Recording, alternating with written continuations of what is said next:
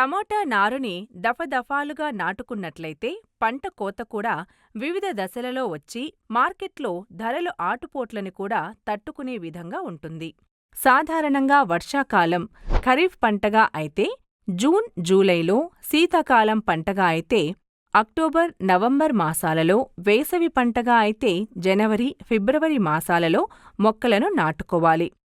టమాటా మొక్కలు నాటే 2 వరుసల మధ్య దూరం 60 సెంటీమీటర్లు మరియు నాటే మొక్కల మధ్య దూరం 45 సెంటీమీటర్లు ఉండే విధంగా టమాటా మొక్కలు నాటుకోవాలి. టమాటా పంటని డ్రిప్ పద్ధతిలో సాగు చేసుకున్నట్లయితే 2 వరుసల మధ్య దూరం 60 నుండి 100 సెంటీమీటర్లు మరియు మొక్కల మధ్య 30 సెంటీమీటర్లు ఉండే విధంగా మొక్కలను నాటుకోవాలి.